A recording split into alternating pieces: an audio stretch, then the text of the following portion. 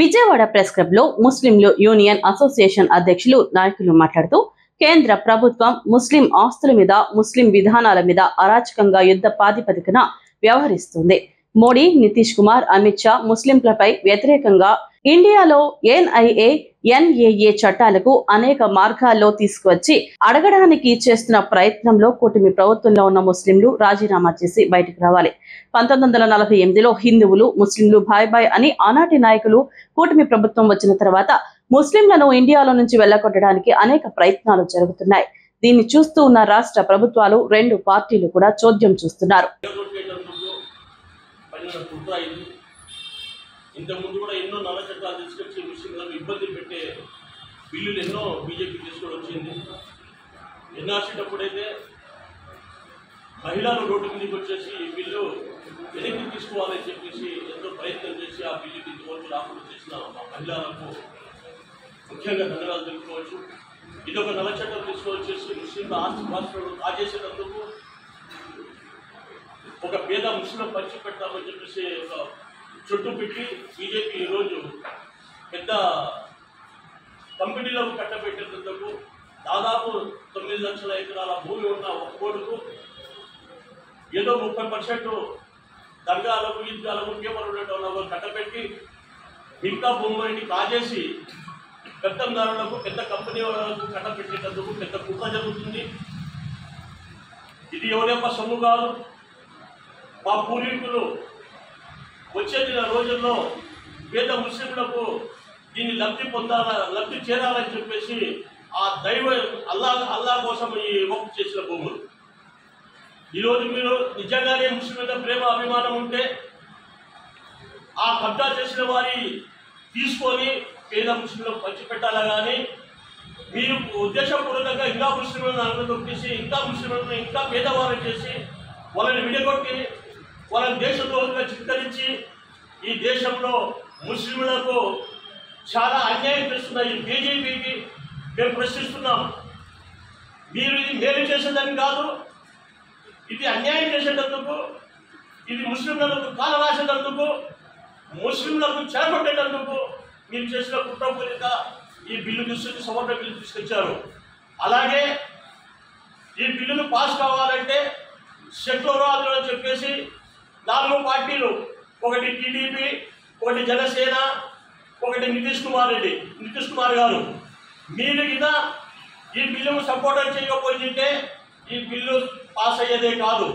మీరు సెక్యులర్ వాదులము, మేము ముస్లింలు ఎంతో ఉన్నాము, అందరికీ సమన్వయం చేస్తామని చెప్పేసి ముస్లింల ఓట్లు దండుకొని ఈరోజు ప్రభుత్వంలో వచ్చేసి ఎన్నుకోటుకు వచ్చి ముస్లింలకు అన్యాయం చేస్తున్నారు. వచ్చే రోజుల్లో ఈ మైనారిటీలు, ముస్లింలు అందరు ఏకమై మీరు ముందు ఎక్కడ ఉన్నారో అక్కడికి పంపించడానికి సిద్ధంగా ఉన్నారు. ఇప్పటికైనా చంద్రబాబు నాయుడు గారు కోరుకుంటున్నది ఏమంటే ఇంకా ఈ బిల్లుకు రాజ్యసభలో పెట్టాల్సి ఉంది. అక్కడికైనా కూడా మీరు నలుగురు కలిసి పాస్వాన్ కూడా మీరు నలుగురు కలిసి అక్కడ వ్యతిరేకించాలని చెప్పేసి ముస్లింలు, యావత్ దేశ ముస్లింలు కోరుకుంటున్నారు. మీరు దీనికి వ్యతిరేకించి ఈ బిల్లు పాస్ కాకుండా చేస్తే యావత్ దేశ ప్రజలు 40 కోట్ల ముస్లిం ప్రజలు మీరు వెంట ఉంటారు. మీరు న్యాయం చేసిన వాళ్ళని అనిపించుకుంటారు. మీరు చరిత్రలో నిలిచిపోతారు. లేదంటే చరిత్రహీనులుగా మిగులుతారని చెప్పేసి కూడా మేము మీడియా ముఖంగా తెలుపుకుంటున్నాము. సోదరులారా, మీరు గుర్తించాలి, దేవాదాయ శాఖల్లో ముస్లింలకు ఎక్కడ కూడా స్థానం లేదు. మేము ఇప్పుడు అడగడం కూడా లేదు, మాకు అవసరం కూడా లేదు. కానీ ఒక్కోటిలో ఇతరులను చేర్చడం ఏమి, ఒకరికి ఒక న్యాయము, ఇంకొకరికి న్యాయమా? సౌతులను ప్రేమ చూపిస్తున్నారా? మన భారత రాజ్యాంగం కల్పించిన హక్కు ప్రతి ఒక్కరికి సమానమని మోడీ గారు చెప్పారు. నాకెంత హక్కు ఉందో ప్రతి ఒక్క భారతీయ హక్కు ఉందని చెప్పేసి, కానీ ఈరోజు ముస్లింలకు అన్యాయం చేస్తూ ఒక కులానికి, అలాగే సిఏలో కూడా ఇతర కులాలకు అందరికీ స్వేచ్ఛ కల్పించారు. కానీ ముస్లింలకు పక్కన పెట్టారు. ఇది రాజ్యాంగం కల్పించిన హక్కును మీరు కాల రాశారు. రాజ్యాంగం పుట్టు ఇలాంటి వచ్చే రోజుల్లో ఎన్ఆర్సీ ఎట్లా ఆధార బిల్లుకు వచ్చేసి ఈరోజు ఈ మీడియా సమావేశం ముస్లిం సమైక్య వేదిక రాష్ట్ర కార్యవర్గం తరఫున గాంధీనగర్ ప్రెస్ క్లబ్ విజయవాడలో నిర్వహించడం జరుగుతుంది. దీని యొక్క ముఖ్య ఉద్దేశం ఏంటంటే నిన్న అనగా అక్టోబర్ 2వ తారీఖు పార్లమెంట్లోని లోక్సభలో ప్రవేశపెట్టినటువంటి ఏదైతే వక్ఫ్ సవరణ చట్టం పేరుతో ఒక బిల్లుని ప్రవేశపెట్టడం జరిగింది. దానికి ఎన్డీఏ కూటమి ప్రభుత్వం ఓటు నిర్వహించడం ద్వారా దాంట్లో మరీ ముఖ్యంగా కీలక పాత్ర పోషించినటువంటి మన ఆంధ్ర రాష్ట్ర గౌరవ ముఖ్యమంత్రి వర్యులు నారా చంద్రబాబు నాయుడు గారు, అలాగే బీహార్కి చెందినటువంటి నితీష్ కుమార్ గారు, వీరిద్దరూ కూడా ఈ బిల్లుకి మద్దతు తెలపడం జరిగింది. అలాగే రాష్ట్రంలో ఉప ముఖ్యమంత్రి జనసేన పార్టీ కూడా దీనికి మద్దతు ప్రకటించడం జరిగింది. నేను ముఖ్యంగా కోరుకున్నది ఏంటంటే, ఒకవేళ చంద్రబాబు నాయుడు గారు కనుక ఈ బిల్లుకి మద్దతు ఇవ్వకుండా ఉన్నట్టయితే అంటే రాజ్యాంగానికి విరుద్ధంగా ఒక ముస్లింల మీద కక్షపూరితంగా ప్రవేశపెట్టినటువంటి ఈ అనైతిక చట్టాన్ని మీరు సమర్థించి రాష్ట్ర వ్యాప్తంగా ఉన్నటువంటి ముస్లిం జనాభా కాకుండా దేశవ్యాప్తంగా ఉన్నటువంటి ముస్లింల యొక్క మనోభావాలను మీరు అగౌరవపరుస్తూ వారి యొక్క భవిష్యత్తు తరాలను వారి యొక్క భవిష్యత్తును సర్వనాశనం చేసేటటువంటి ఇటువంటి ఒక నల్ల చట్టాన్ని మీరు ప్రోత్సహించి మీరు ఏం సాధిద్దామని చెప్పి కోరుకుంటున్నారో మేము ముస్లిం సభకి వేదిక ద్వారా సూటిగా ప్రశ్నించడం జరుగుతుంది.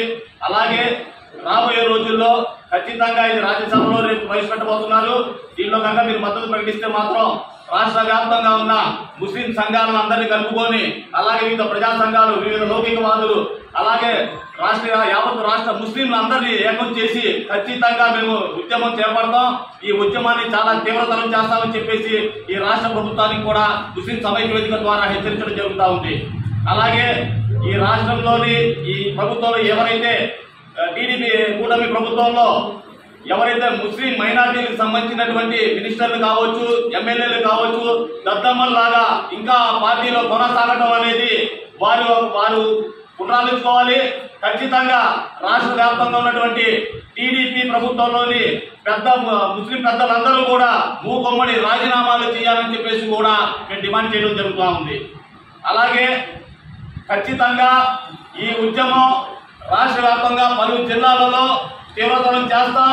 ఈ ప్రభుత్వం అలాగే కేంద్ర ప్రభుత్వం చేపట్టినటువంటి మరో నల్ల చట్టాన్ని కూడా మేము తిప్పి కొడతాగి ఎదురు కొడతాగి అలాగే అవసరమైతే ప్రాణ త్యాగానికి కూడా ముస్లిం సమైక్య వేదిక సిద్ధంగా ఉందని చెప్పి కూడా ఈ సందర్భంగా తెలియజేస్తా ఉన్నాం.